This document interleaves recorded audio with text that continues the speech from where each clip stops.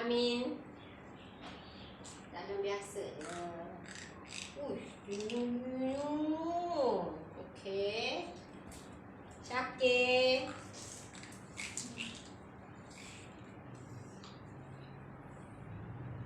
Okey. Lagi. Oh, adik lah. Adik lah. Okey, rendah.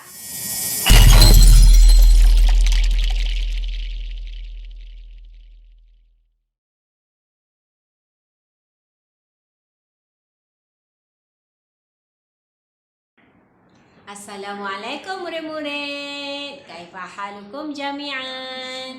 Apa khabar murid-murid tahun 1? Okey, Ustazah harap semua sihat. Alhamdulillah, kali ini murid-murid bersama lagi dengan Ustazah Asya dalam mata pelajaran sains tahun 1. Okey, murid-murid masih lagi dalam minggu transisi. Jadi kali ini tajuk pelajaran kita ialah siapa paling tinggi? Siapa paling tinggi? Okey, sebelum kita sambung, siapa tahu apa maksud tinggi? Tinggi tu apa ya? Tinggi tu ialah satu jarak yang diukur dari bawah sampailah ke atas. Okey, bawah sampai atas. Okey, kalau ketinggian manusia, tinggi manusia akan diukur dari tapak kaki sampai atas kepala. Okey, jika dia berdiri dengan tegak, baru kira tinggi. Kalau duduk tak diukur dengan tinggi, tak dikira tinggi. Dia kena berdiri tegak baru kira tinggi. Okey. Tinggi, bila kita sebut tinggi, lawannya rendah. Tinggi. Lawannya rendah. Tinggi lawannya rendah. Okey, murid-murid dah lihat tadi, dah tonton tadi video permulaan video Ustazah tadi. Okey, Ustazah mengukur ketinggian. Tinggi tiga orang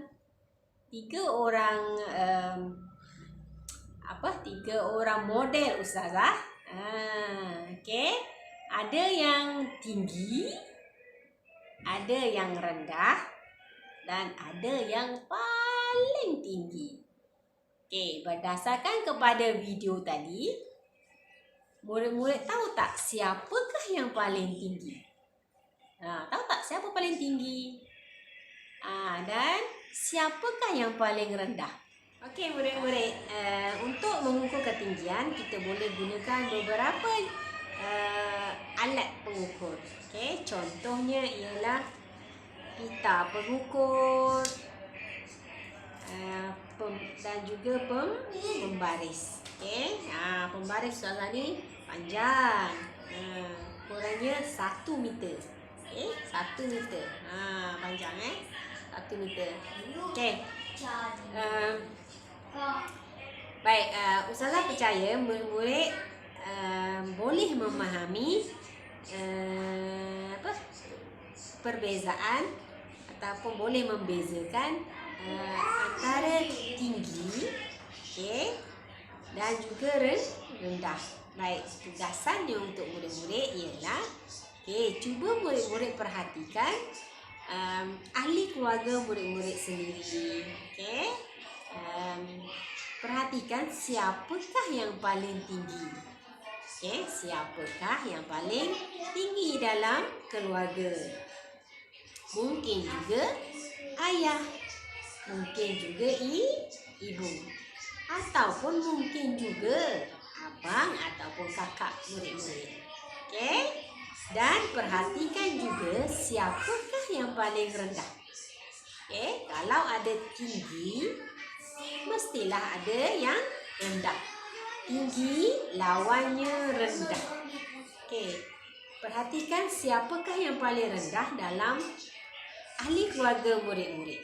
Okey, kemudian catatkan siapa paling tinggi dan siapakah yang paling rendah. Okey, Ustazah harap murid-murid boleh memahami tajuk hari ini, siapakah yang paling tinggi. Okey. Sampai berjumpa lagi dalam video yang akan datang. Okey.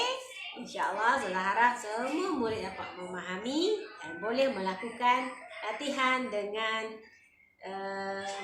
tepat. Okey. Kita jumpa lagi. Assalamualaikum. Bye.